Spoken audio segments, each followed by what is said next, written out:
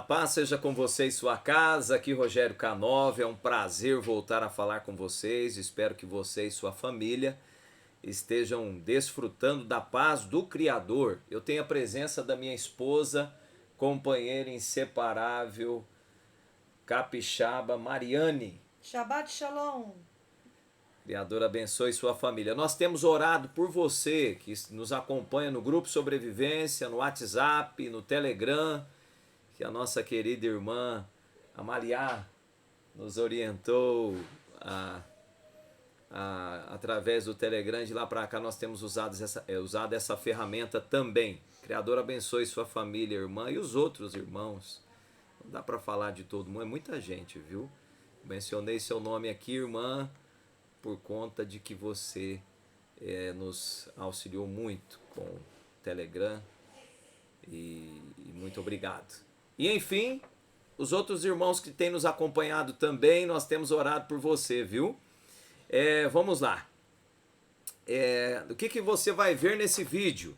Nós vamos falar sobre fariseus, saduceus, zelotas, essênios. Um pouquinho rouco, gente, me desculpe, semana de muitas emoções com os alunos na escola, deixou a gente meio rouco. E vamos falar também, irmão Newton deixou, irmão Newton, um comentário sobre Flávio Joséfo. Nós vamos falar um pouco sobre a vida de Flávio Joséfo, a opinião dele sobre esses tradicionalismos aqui. E eu quero que você não perca esse vídeo, nós vamos falar coisas importantes sobre o tradicionalismo que você precisa de levar em consideração antes de entender um texto, certo? E nós vamos responder também o irmão que deixou um comentário. Nós temos pessoas que sempre comentam conosco, né? Vou falar dos que estão aqui, né? A irmã Kate deixou um comentário. Irmã, já coloquei aí o grupo, tá? Você pode entrar no WhatsApp e no Telegram. Irmã Tatiana, obrigado pelo carinho. Irmão Jean, olha só. Vamos falar sobre essa questão da circuncisão, tá certo? Nós vamos responder. Minha esposa não vai deixar eu esquecer de responder esse assunto. E vamos lá. Vamos começar então falando sobre a situação aqui dos fariseus. Eu fiz uma breve observação, tá? Eu quero que você pesquise mais, eu quero que você leia, que você conheça. A Mariane vai fazer a leitura sobre os fariseus. Fariseus são um grupo de judeus devotos à Torá, 5 primeiros livros da Bíblia, surgidos no século II a.C. Opositores dos saduceus criam numa lei oral, em conjunto com a lei escrita, e foram os criadores da instituição da sinagoga. Com a destruição de Jerusalém em 70 d.C. e a queda do poder dos saduceus, cresceu sua influência dentro da comunidade judaica e se tornaram os precursores do judaísmo rabínico. A palavra fariseu tem o significado de separados, a verdadeira comunidade de Israel, santos. Então, esse é um comentário deixado no Wikipédia a respeito. Você sabe que pessoas deixam lá artigos, referências, né, e deixam esse comentário. É um ponto de vista a respeito dessa tradição farisaica. Eu quero que você entenda que para nós termos uma concepção hoje a respeito de um assunto não é fácil. Vou pegar essa oportunidade aqui, falando dos fariseus, um grupo de pessoas, né? Eu quero fazer esse comentário aqui, responder já o comentário do irmão. O irmão Jean deixou aqui para a gente: para participar não é necessário do Pessa, né? Nós colocamos um vídeo aqui sobre o segundo Pessa, nós vamos falar depois sobre essa questão um pouco mais amplo, né, o significado inclusive do Shabbat de hoje. Sim. Mas eu quero que você entenda, irmão, que o irmão afirmou, acredito que sim, né, fez uma exclamação: irmãos, para participar não é necessária circuncisão na carne, mas sim, né, pôs um ponto de exclamação aqui, estar batizado em nome de Yahushua, Hamashia. Irmão, esse assunto ele é muito delicado. Nós ainda não nos posicionamos 100% em relação a essa situação. Por quê? Porque quando nós encontramos uma opinião tradicional dentro do contexto, a circuncisão é necessária. Nós até, se vocês se interessarem, né, mas dê um tempinho, né, se a gente coloca aqui na agenda de vídeos, a gente pode falar sobre esse assunto, porque eu estou ainda estudando as tradições, pai. né, e a gente vem fazendo esse estudo há tempo. E quando a gente entra para o Novo Testamento, como assim os romanos colocaram, dividiram o contexto entre Velho e Novo, né, que aqui para nós é a mesma orientação, eles colocam através de Paulo a não necessidade da circuncisão. Mas eu não posso dizer que sim ou que não. Por quê? Respeito sua opinião, irmão. Parabéns, tem que se posicionar mesmo, né? Isso é importante. Percebo que o irmão tem mente aberta e nós temos aqui também. E nessa busca dessas pesquisas, a gente vai adquirindo conhecimento. Então imagine só, cada pessoa que escreve a respeito do assunto, ela está pautada em um tradicionalismo. É impossível não estar pautado, irmão Jean. Eu vou mostrar agora aqui para os irmãos e para o irmão Jean que é impossível não estar pautado em um tradicionalismo. Porque você vai procurar referências de pessoas que têm o mesmo posicionamento. Mas olha só o que são os fariseus. Eles eram considerados a verdadeira comunidade de Israel, os santos, os separados. E você pode ver nos evangelhos o posicionamento deles em relação ao ungido, ao cordeiro, que não é um posicionamento favorável segundo o cordeiro. Olha só agora o posicionamento dos saduceus. A Mariane vai fazer a leitura. Saduceus em hebraico, Zadoquitas. Em grego, Zadocaios. Era uma seita formada por um grupo de judeus que viviam na Judéia durante o período do Segundo Templo, desde o século II AC até a destruição do templo em 70 DC. A seita foi identificada por Flávio Joséfo com a elite social e econômica da Judéia. O grupo cumpria variadas funções políticas, sociais e religiosas, dentre as quais se pode mencionar o sacerdócio e manutenção do templo.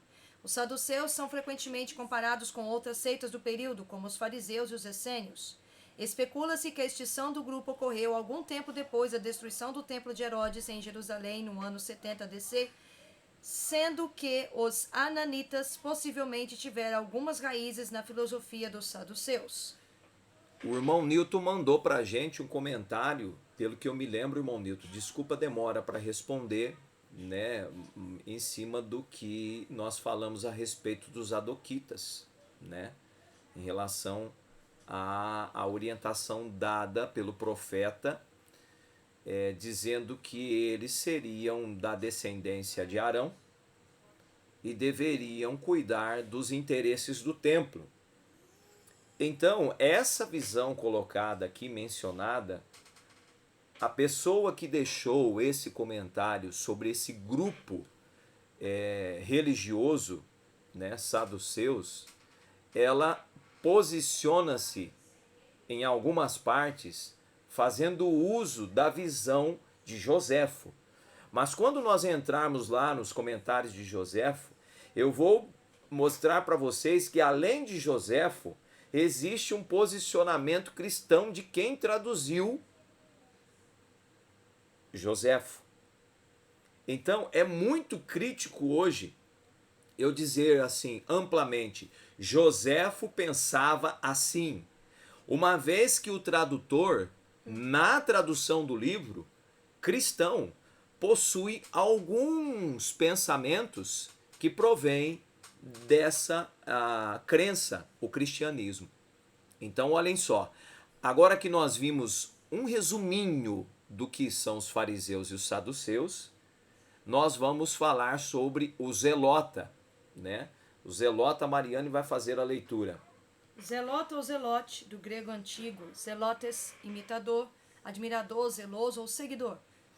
Em hebraico, kanai, frequentemente usado na forma do plural kanaim, significa literalmente alguém que zela pelo nome de Deus. A sua origem prende-se ao movimento político judaico do século I, que incitou o povo da Judéia a rebelar-se contra o Império Romano e expulsar os romanos pela força das armas, o que levou à Primeira Guerra Judaico-Romana de 66 a 70.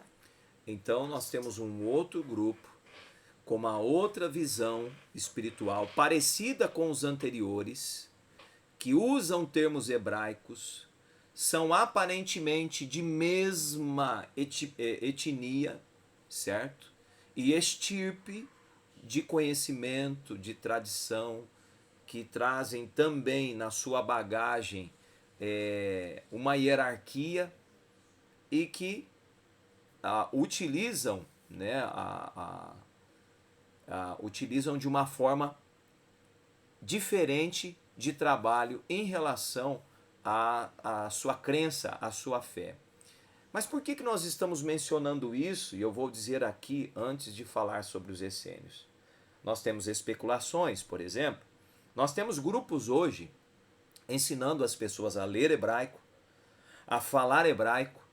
E ontem a irmã mandou para a gente, nós estamos avaliando, irmã, a língua Yiddish, assim, né? Yiddish, isso mesmo. Ontem nós vimos nós estamos avaliando, observando alguns detalhes aqui, e você vai perceber que todo lugar que a língua hebraica passa, ela possui uma influência. Então eu não estou dizendo que é errado aprender a falar hebraico ou ler hebraico com alguém. Mas antes disso, eu preciso de saber de que tendência tradicional esse grupo vem. Se ele vem de um grupo de fariseus, de saduceus, de zelotas, de essênios. Porque, por exemplo, nós temos uma especulação na internet dizendo, de estudiosos, de tradutores, de arqueólogos e de também historiadores, mencionando que os livros encontrados, os pergaminhos encontrados em Qumran, são de origem zadoquitas. Outra leva de informações nós encontramos mencionados como essênios. E existe uma especulação imensa, porque quando a gente vai ler sobre os essênios, segundo Joséfo ou alguns outros que informam, eles batem algumas situações mencionadas ali dentro do contexto até do Evangelho, onde você vê uma situação onde um homem está carregando um cântaro e a Yahushua diz assim para os discípulos, mestre, quer que a gente prepare? Onde que a gente vai preparar para você comer o ceder? Ele diz assim, vocês vão entrar na cidade e vocês vão encontrar um homem carregando um cântaro, que era comum, para quem estudou um pouco de história, as mulheres fazerem esse trabalho. Porém, nesse contexto aqui, nós estamos observando o quê? Que alguns estão mencionando que essa cidade era uma cidade que havia alguns essênios ali, pelo menos em fase de aprendizado, porque pelo menos é o que nós encontramos a respeito desse povo, é que eles tentavam seguir o costume pelo menos 2 anos ali para depois serem levados para o grupo deles lá na cidade, tá? Então, enfim, os essênios, que são também atribuídos a eles os escritos do Mar Morto, é o que a Mariane vai fazer a leitura agora. Essênios ou essênios, português europeu, Isiim, constituíam um grupo asceta, apocalíptico messiânico do movimento judaico antigo, que foi fundado em meados do 2º século AC, e foram dizimados no ano 68 com a destruição de seus assentamentos em Qumran.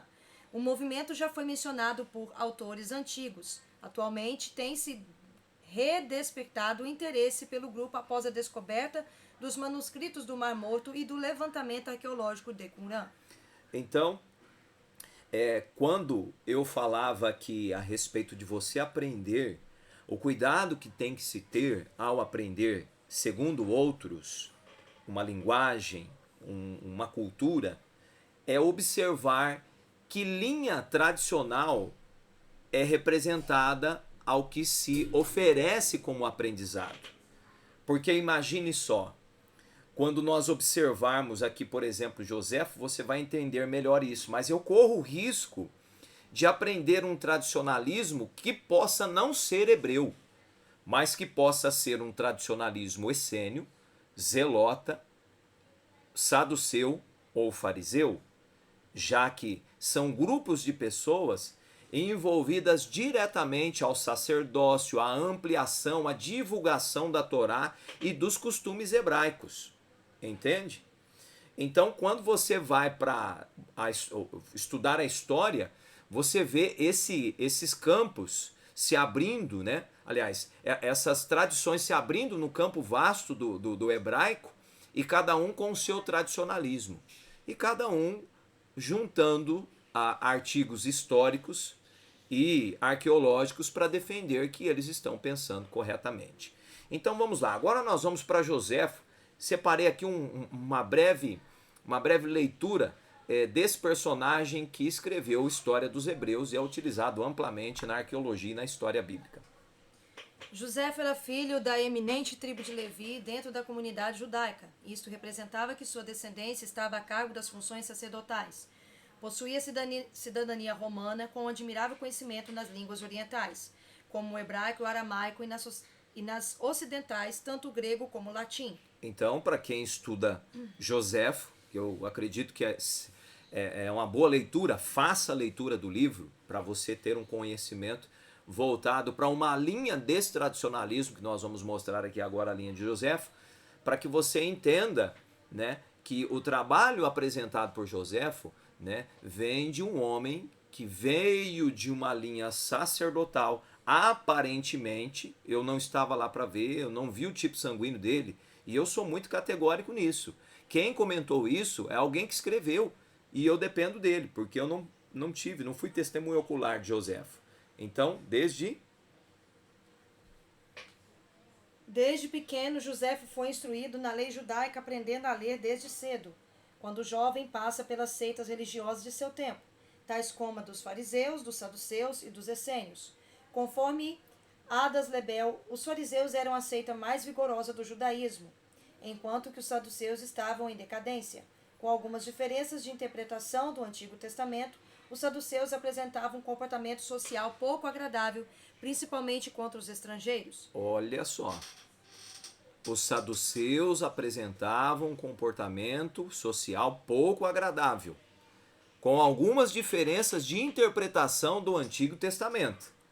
Olha como é difícil. Se eles já tinham diferenças e divergências, imagine nós hoje, tentando compreender o que estamos tão distantes. Os essênios, sendo estes a ala mais radical e isolada do judaísmo, hoje conhecido pelos seus manuscritos encontrados próximos ao Mar Morto a partir de 1947.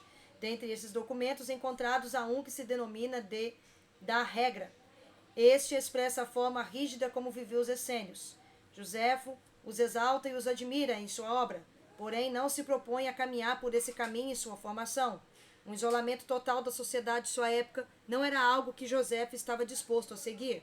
Dos 16 aos 19 anos, Joséfo se juntou a um eremita chamado Debanus. Teve uma experiência religiosa profunda e, segundo Adas Lebel, conquistou um desapego admirável por coisas materiais. Neste momento, também Joséfo conquistou o conhecimento necessário com relação aos assuntos espirituais, que foram tão importantes no momento que profetizava a Vespasiano, se é que este momento realmente existiu. Dos 19 anos até os 26, Joséfo esteve casado e junto com sua família em Jerusalém. Aos 26 anos de idade, foi a Roma em uma missão para conquistar a liberdade de alguns homens distintos de Jerusalém. Nesse momento, Joséfo percebeu alguns valores romanos, tais como a centralização do poder, algo que nesse período se apresentava bastante consolidado, 10º ano no governo de Nero, e com a plena certeza um conhecimento das legiões romanas. Depois do sucesso de sua missão, voltou a Jerusalém com os 2 sacerdotes libertos. Depois de voltar de Roma, Adas Lebel o coloca como não apoiador de um levante contra Roma, e isso devido ao conhecimento que teve das forças romanas. Então, você percebe que até Joséfo, no momento em que ele entra em contato com outro tipo de tradição que não é o da sua etnia, ou que seja do seu legado, né, dos seus pais, da sua família, ele já se posiciona diferentemente do que já estava posicionado antes. Aparentemente dá a entender isso. Joséfo afirma que foram os líderes da Judéia que os fez se levantar contra Roma. Obrigou-nos a começar a guerra contra os romanos porque preferíamos morrer por atacado a morrer aos poucos. Enfim, Joséfo foi um profeta e sacerdote, um escritor filo-romano, como Ivan Rocha destaca. Flávio Josefo representa a corrente moderada dos judeus, aliada dos romanos, que descreve os inimigos de Roma como seus inimigos. Os romanos são considerados quase como um messias para Flávio Josefo, salvadores contra os tiranos. Flávio Josefo demonstrou que podia ter apenas um controle literário sobre os conflitos, obtendo direto ou indiretamente muitas informações sobre eles, mantendo seus artifícios retóricos a serviço do poder romano. Josefo, depois de sua campanha junto a Tito, foi a Roma, onde passou os restos de seus dias dedicando-se à escrita de suas obras. Nesse momento, receberia a intitulação que faria parte do seu nome, Flávios. Josefo. Então, é importante vocês entenderem que a obra é excelente. Nós vamos fazer uma análise prévia aqui agora da obra para os irmãos e os amigos que vão ver esse vídeo. Inclusive, se você gostou, compartilhe. Eu quero que você fique atento, porque esta é uma visão de um historiador, de uma pessoa estudiosa que escreveu esses relatos aqui. Eu estou apenas transmitindo. Nós temos aqui as referências, né, aqui embaixo, bibliográficas, e ele se posiciona demonstrando que Josefo manteve um equilíbrio judaico-romano na sua trajetória final de vida, certo? Então, conhecendo que supostamente isso possa ser verdade, 50%, 90% ou 100% verdade, não dá. Eu não parei ainda para analisar a vida desse homem, para dizer assim, ó, fiz uma pesquisa ampla sobre Josefo, é uma pesquisa superficial, conheço o livro, né? Vamos voltar a lê-lo. Eu não terminei todo ainda, faltava um pedaço, achei até que tinha terminado. Mas nós vamos voltar a ler os detalhes aqui agora com outra visão, né? Que na época que nós lemos nós pensávamos de uma forma, e agora nós vamos fazer uma releitura desse livro. É um livro muito bom para você ler também. Então nós vamos fazer uma observação aqui agora a respeito do livro da História dos Hebreus, né? Essa que nós estamos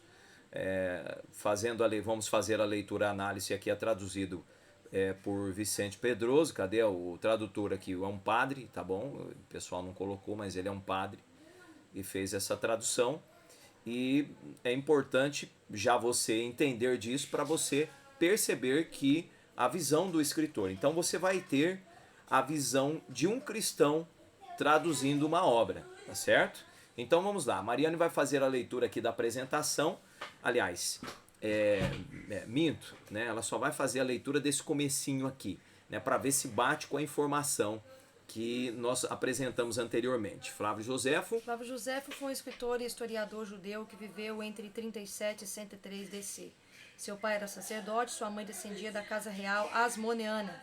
Portanto, Josefo era de sangue real. Ele foi muito bem instruído nas culturas judaica grega. Falava perfeitamente o latim, o idioma do Império Romano, e também o grego. Logo cedo demonstrou intenso zelo religioso, filiando-se ao grupo religioso dos fariseus. Durante toda a sua vida, e a sua terra e o seu povo estiveram sob o domínio romano. Então, apesar de alguns apresentarem Josefo filiado a várias tradições de pensamentos, né, saduceus, fariseus, né, e essênios, quem traduziu a obra aqui atribui principalmente a sua formação dentro dos fariseus, né, do tradicionalismo farisaico. Então, claro, isso nós vamos aqui para a tradução, e olha aqui que o tradutor colocou aqui no finalzinho aqui do comentário. Agora apresentamos esta nova edição, também em volume único, porém totalmente revisada e com nova diagramação. Com isso, pretendemos colocar à disposição dos nossos leitores um trabalho com a qualidade editorial exigida por uma obra de tal envergadura. Então, sempre o pessoal vai fazer uma revisão, né, uma releitura, né, para ver se é aquilo mesmo que foi apresentado e tudo mais. Então, essa obra ela está, segundo eles, completa. Nós descemos agora para a página 7, aliás, página 8, aqui ó, você vai encontrar, eu estou seguindo não a página do livro, mas a página do PDF, tá certo? Mariane vai fazer a leitura aqui, parte amarela. Flávio Josefo é considerado um dos maiores historiadores de todos os tempos. Acha-se ele devido à sua importância não somente aos judeus, mas também a toda a humanidade. ao lado de Heredoto, Políbio e Estrabão. Embora não fosse profeta e apesar de não contar com a inspiração dos escritores bíblicos, mostra-nos ele claramente como as profecias do Antigo Testamento cumpriram-se na vida dos filhos de Abraão. Então, aqui o posicionamento de quem traduziu já mostra que as profecias são do Antigo Testamento. Olha a visão. Uma vez que nós também, nascidos num país cristão, observamos dessa forma, né? Dificilmente a gente pega a Bíblia e não diz, olha, profecias do Velho Testamento e profecias do Novo Testamento. Então aqui você já observa uma visão cristã ao olhar para a obra de Flávio Joséfo. Na página 18, descendo um pouquinho aqui para a página 18, nós vamos encontrar a seguinte referência no livro, interessante, né? Ele faz uma referência a Gênesis, na parte do primeiro livro, criação do mundo, Adão e Eva desobedeceram a ordem do Criador e ele os expulsa do paraíso terrestre. No princípio, Deus criou os céus e a terra, mas a terra não era visível, porque estava coberta de trevas espessas, e o Espírito de Deus adejava por cima dela. O Criador ordenou em seguida que se fizesse a luz, e a luz apareceu imediatamente. Depois de ter considerado essa massa, Deus separou a luz das trevas. As trevas chamou noite e a luz dia, dando o começo do dia o nome de manhã e o fim o de tarde. Foi o primeiro dia que Moisés chamou um dia, e não o primeiro dia, por razões que eu poderia explicar, mas como prometi escrever sobre todas essas coisas em um trabalho especial, reservo-me para falar disso nele. Olha só que interessante. Aí, está dizendo aqui que o dia começa pela manhã e ele termina à tarde. Nós já vimos, né, dentro do contexto, que essa não é uma visão que se assemelha ao que nós enxergamos, ao que aparentemente as traduções dizem, e também alguns livros referentes, como o livro de Enoque e o livro de Jubileus. Mas o tradutor aqui diz que o autor escreveu nessas palavras. Agora eu pergunto, será que Joséfo havia tido uma influência tamanha grega que se posicionou como o dia, começando pela manhã e terminando com a tarde? Ou será que o autor fez uma tradução corrupta dos termos aqui colocados? Não dá para saber porque eu não peguei a obra em mãos. E eu não tenho nenhuma referência, nem com versos Strong ou mais para dizer isso. Então, tomar esse livro como referência para aplicar ao ciclo diário de dia e noite não dá. Né? Apesar do livro ter informações extraordinárias, excelente, eu incentivo você inclusive a ler, essa referência não cabe a nós, né? Mas sim a um pensamento cristão. Indo lá para a página 36, eu vou descer aqui, né? Já passei da 25, chegando na 36, nós temos outra informação aqui a respeito do posicionamento. A Mariane vai fazer a leitura. Essa conversa tornou conhecida e sua virtude, e granjeou-lhe grande renome. Desculpa, eu tenho que fazer um resumo aqui. Aqui Joséfo fala sobre Abraão. E ele faz um comentário dizendo que Abraão foi para o Egito, você vai ver aqui acima, com o interesse de fugir da dificuldade que havia na região onde ele estava e com o intuito de não passar essa dificuldade e também de aprender a respeito da divindade. Joséfo diz isso aqui no texto, nessa parte, aprender a respeito da divindade com os sábios do Egito, para saber se eles sabiam mais que ele ou ele sabia mais do que os considerados sábios lá do Egito. E aí a referência final que nós encontramos está aqui, né? Essa conversa tornou conhecida a sua virtude e granjeou-lhe grande renome. Pois apesar de os sábios do Egito serem de sentimentos diversos, impondo essa diversidade uma grande divisão entre eles e Abraão, ele tão claramente lhes deu a conhecer que estavam longe da verdade e que eles lhe admiraram mais a grandeza de espírito que o dom de persuadir. Ele ensinou-lhes até mesmo a aritmética, a ciência dos astros, que lhes eram desconhecidas. Foi por meio dele que essas ciências passaram dos caldeus aos egípcios e dos egípcios aos gregos. Então ele diz aqui que a ciência, olha que interessante, que a ciência que Abraão levou para eles era maior do que a que eles conheciam. a respeito dos astros, que lhes eram desconhecidas. Foi por meio dele que essa ciência, por meio de Abraão, passaram dos caldeus aos egípcios e dos egípcios aos gregos. Então, segundo a informação que Joséfo traz, que a ciência dos astros, olha que importante essa informação, que a ciência dos astros foi passado para os egípcios através de Abraão, que trazia dos caldeus, e os egípcios depois passaram essa ciência ao grego. Será isso verdade? Será que Abraão passou a mesma ciência que foi propagada pelos egípcios e pelos gregos a respeito dos astros? Nós fizemos uma palhinha aqui num vídeo em que nós falamos sobre os tradicionalismos dos luzeiros naqueles povos. E você pode voltar lá no vídeo e analisar para ver se confere com os termos aqui. Ao nosso ver, isso não confere, porque, ora, Abraão tinha exatamente uma visão clara, né, a respeito do assunto, ou a ele ainda vinha trazendo um tradicionalismo caldeu entranhado em si, que apresentou aos egípcios e que, por sua vez, os egípcios apresentaram ao grego. O que será? O que a gente observa, né, dentro desse contexto todo? Qual a conclusão que nós podemos chegar? Aparentemente, ou o tradutor mentiu, ou Joséfo se posicionando, talvez por uma influência grego-romana, colocou como Abraão fez uma referência dos astros com um tradicionalismo caldeu, que não é o mesmo do hebreu. Isso nós afirmamos, é o que a gente tem visto, né? Alguém está errado. Pode ser eu também? Talvez.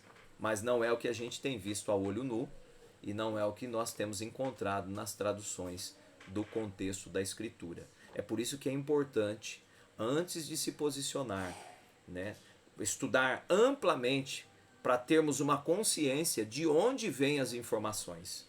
Joséfo diz aqui, pelo menos o tradutor mencionou, o padre disse que quem levou a orientação dos astros para os egípcios, isso não quer dizer que eles também aderiram, mas fora Joséfo, e que posteriormente os egípcios passaram aos gregos. Então a Mariane vai fazer a leitura aqui da página, na verdade você vai encontrar lá o 1129, e aqui traz a referência aos essênios. Mariane vai fazer a leitura para a gente fazer um breve comentário. Quando os países dominados por Arqueial foram reduzidos à província, Augusto deu-lhes o governo Copônio, um cavaleiro romano. Durante sua administração, um galileu chamado Judas levou os judeus a se revoltarem, censurando-os porque pagavam tributo aos romanos, quase igualando homens a Deus, pois os reconheciam também como senhores. Judas foi o autor de uma nova seita, inteiramente diferente das 3 outras, das quais a primeira era dos fariseus, a segunda dos saduceus e a terceira dos essênios, que é a mais perfeita de todas. Eles são judeus de nascimento, vivem em estreita união e consideram os prazeres como vícios, os essênios, que se devem evitar, e a continência e a vitória sobre suas paixões como virtudes, que muito se devem estimar. Rejeitam o casamento não porque julgam dever-se destruir a espécie humana, mas para se evitar a intemperança das mulheres que não guardam fidelidade aos seus maridos. Não deixam, entretanto, de reconhecer as crianças que lhes são dadas para instruir e educá-las na virtude, com tanto cuidado e caridade como se fossem seus pais, e alimentam e vestem todas da mesma maneira. Desprezam as riquezas, todas as coisas são comuns entre eles, com uma igualdade tão admirável que quando alguém abraça a seita, despoja-se de toda a propriedade para evitar, por esse meio, a vaidade das riquezas, poupar aos outros a vergonha da pobreza e em tão feliz união viver juntos como irmãos. Essa é uma visão apresentada, né, nesse livro a respeito dos essênios. Segue aqui o contexto. São muitos religiosos e piedosos para com Deus, só falam de coisas santas, antes que o sol desponte e fazem orações que receberam por tradição para pedir a Deus que o faça brilhar sobre a terra. Depois vão trabalhar, cada qual em seu ofício segundo o que lhes é determinado. Às 11 horas reúnem-se e, cobertos com um pano de linho, lavam-se em água fria. Retiram-se em seguida para suas celas, cuja entrada só é permitida aos da seita. Tendo-se purificado desse modo, vão ao refeitório como a um santo templo, onde, depois de sentados em grande silêncio, põem diante de cada qual um pão e um pouco de alimento num pequeno prato. Um sacerdote abençoa as iguarias e não se pode tocá-las enquanto não termina a oração. Oram depois da refeição para terminar como começaram, com louvores ao Criador, a fim de testemunhar que somente de sua liberalidade eles recebem tudo o que têm para sua alimentação. Deixam então suas vestes, que consideram sagradas, e voltam ao trabalho. Fazem a ceia à noitinha, do mesmo modo, e recebem seus hóspedes, se os houver. Jamais se ouve barulho em suas casas, nunca se vê a menor perturbação. Cada qual fala por sua vez em sua posição, e seu silêncio causa respeito aos estrangeiros. Tão grande moderação é feita de sua contínua sobriedade. Não come nem bebe mais do que é necessário para a sustentação da vida. Segundo o tradutor, né, essas são as informações dos essênios. Tem umas excelentes informações aqui. Você pode fazer a leitura depois. Nós estamos fazendo um apanhado. O vídeo já vai ficar grande, né? Mas é um vídeo, acho que você vai adquirir experiência com ele. Então é importante você ver. Nós já estamos terminando o assunto. Mas enfim, eu quero que você perceba lá em cima que, segundo o tradutor, o Joséfo coloca essa tradição essênia como a melhor das outras, né? Uma visão supostamente de essênios, né? E segundo o tradutor. O que mais, Mariane? Estudam com cuidado os escritos dos antigos, principalmente no que se refere às coisas úteis à alma e ao corpo. Adquirem grande conhecimento dos remédios próprios para curar as doenças e a virtude das plantas, das pedras e dos metais. Muito bem. Posicionamento essênio, segundo Flávio Joséfo. O que mais? Observam mais religiosamente o sábado do que qualquer outro judeu, e não somente preparam o alimento na véspera, para não serem obrigados a fazê-lo no dia de descanso, como não ousam nem mesmo mudar um objeto de lugar, nem satisfazer, se não forem obrigados a isso, as necessidades da natureza. Então, quando você vê informações como essa aqui, dentro do contexto, por isso que o pessoal faz uma referência a Qumran, né? Você encontra lá no livro de Jubileus uma parte mencionada, o Enoque que fala sobre o sábado. Jubileus, lá no finalzinho, você vai encontrar, a gente vai até fazer um vídeo sobre isso, que lá fala para não acender fogo no sábado, para o marido não ter relação com sua esposa, né? E uma série de outras coisas também. Fala no início, certo? Também bastante coisa. Né? E daí, aqui vem mencionando essa questão, e por isso o pessoal provavelmente faz a comparação, dizendo que os livros de lá são de tradição essênica, né? Nós temos aqui uma referência final aqui a respeito deles, né? A guerra. A guerra que travamos contra os romanos fez ver de 1000 modos que sua coragem é invencível. Eles sofreram o ferro e o fogo, tiveram quebrados todos os ossos, mas não disseram uma palavra contra o seu legislador, nem comeram os alimentos que lhes eram proibidos, nem no meio de tantos tormentos derramaram uma única lágrima, nem disseram uma palavra para abrandar a crueldade dos carrascos.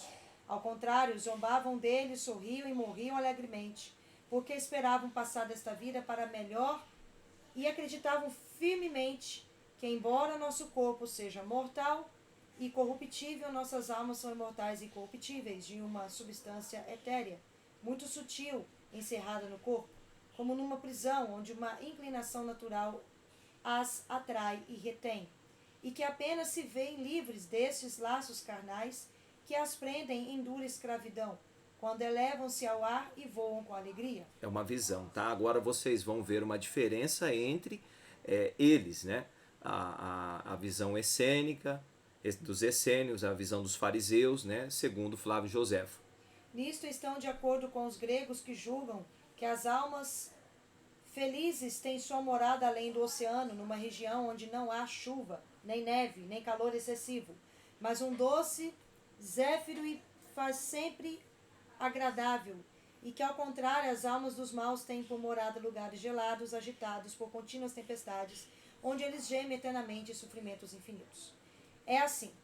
Parece-me que os gregos querem que seus heróis, os quais dão o nome de semideuses, morram nas ilhas e que chamam de felizes as almas dos ímpios que estejam sempre tormentadas no inferno.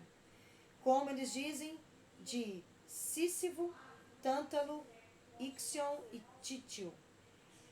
Esses mesmos essênios julgam que as almas são criadas imortais para se dar a virtude e se afastarem do vício, que os bons se tornam melhores nesta vida pela esperança de serem felizes depois da morte, e os maus que imaginam poder esconder neste mundo suas más ações são castigados com os tormentos eternos. Tais os seus sentimentos com relação à excelência da alma, dos quais não se afastam uma vez persuadidos.